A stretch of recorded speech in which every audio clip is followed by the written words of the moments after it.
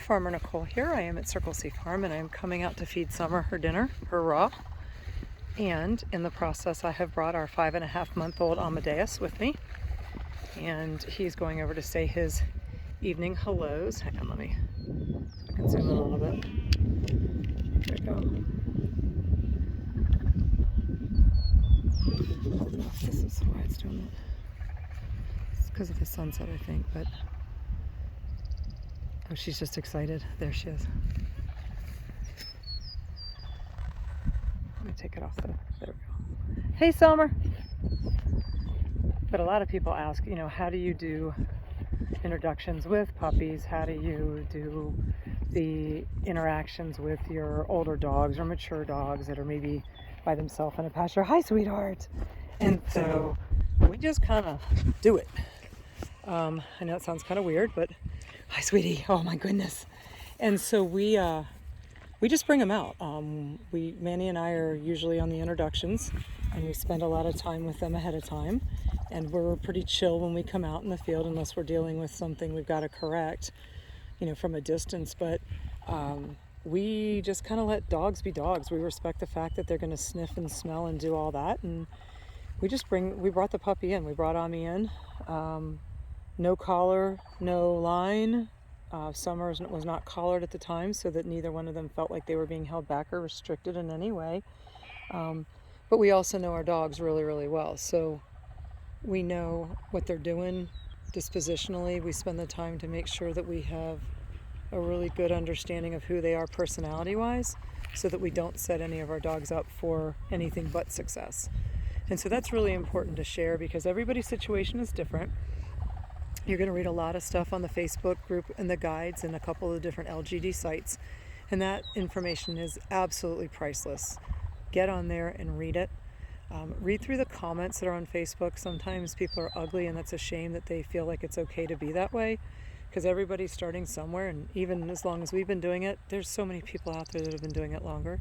So, you know, really take advantage of the wealth of information that's being shared out there within the LGD communities, and be gentle with one another as we comment. Be supportive and correcting in a supportive way, or guiding, which would be a better way. But you know, we're all in this ag thing together, so it would be good if we could be supportive.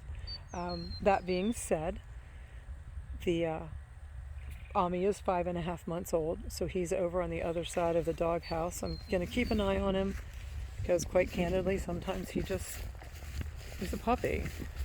But my goal has been to do corrections from a distance. And again, we have a little bit of a unique situation. Hang on, I'm going to set Summer's food down so she can actually eat while he's over there. So we have a situation where we have multiple dogs, but we're spread out over almost 200 acres.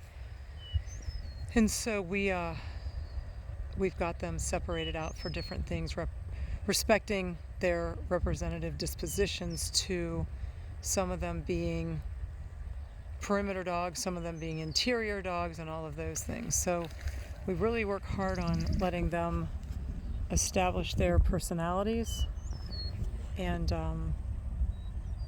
learn what their role is. I'm trying to take because of the sunset, it's got a little shady look to it, and I was trying to take that off for you. So what we try to do is really teach the dogs by modeling and temperament and disposition, but also by letting the dogs figure some things out. Like the other day, I didn't have the camera up, but it was in the morning at sunrise, and I was out walking with the dogs doing field checks, and the ewe, or one of our ewes, had just had a baby. The baby wasn't very old, maybe a day. And so he started to go over to chase the ewe, and the ewe turned around. That's the mama lamb. The ewe turned around and she stomped right at him, and she did it twice. And hang on, I've got a brand new baby I just saw. And she did it twice, and he immediately backed off because she was not going to have it. And so that was a good correction on her part. It didn't require me. Hang on, I'm going to whistle, so watch your ears. Ammie, come on. Come on. Come on. Come. And that's a Maremma puppy for you. So he's walking away. But what my concern is that, yeah, that you saw him. So that ewe that's at the back of the pack, she has a brand new baby with her. Let me see if I can get this to adjust. And she is a medium chocolate. But it's a little bitty black baby right there. And you can see it. So he's right there. But she had immediately turned around and stomped. So she pretty much has already warned him, do not mess. And that's what we want to see. So those are good things, because as much as I can tell him, the truth of the matter is that the ewes or the cattle are going to be out here with him. I'm not going to be out here with him.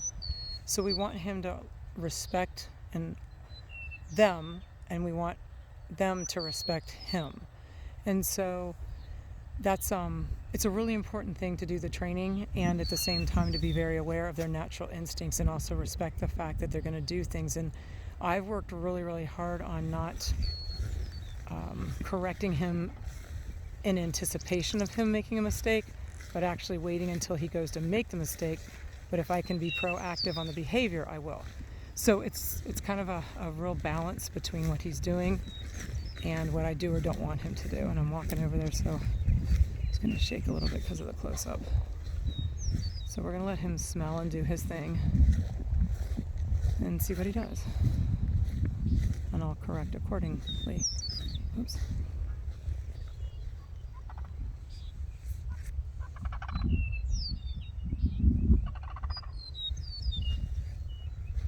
If I move too fast, then the sheep are going to actually start to walk away from him, and I don't want him to think that they're moving because of him.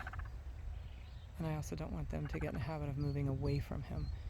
I don't know if you could see it, but that ewe is over there in the left corner, and she just stomped her feet a couple times, and off he goes. So he's learning at not even 6 months old yet when to engage or how to engage and when not to. And so that is just awesome. Yes, that's a win for us. Yes. And then in that, you're going to see some chickens in there. We've got a group of chickens in there. And we've got them set up from being mobile, but we are also not letting the sheep get in there so they don't turn their feeder over or they'll mess up their water or anything. So he's now going through and doing perimeter check or pasture checks, which is what you want them to do in the evenings.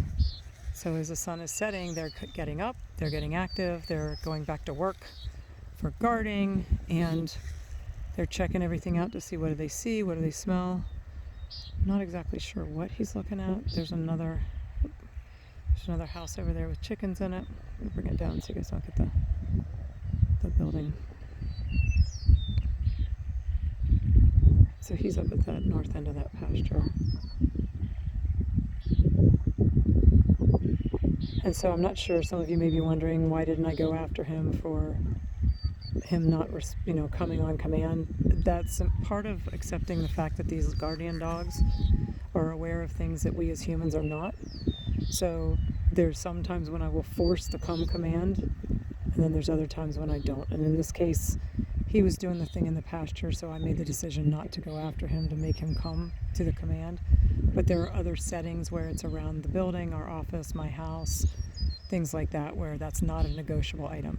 In the pasture, I'm willing to allow a certain amount of leniency relative to that, because they're really out doing their thing, and truly, livestock guardian dogs, that's just part of who they are. They're not like your German Shepherds.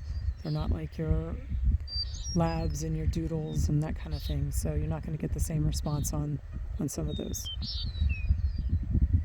commands. So now give you the sheep are over here, and so is that brand new baby. So alrighty, well, he is headed back this way, and I'm going to go finish up with Summer. So I hope you enjoyed your time with us here at Circle C Farm. That is Amadeus. He is 5.5 months old. Summer is over there, and she's almost 8. So Farmer Nicole here saying good night, or good afternoon, good evening from Circle C Farm. Thank you so much for joining us.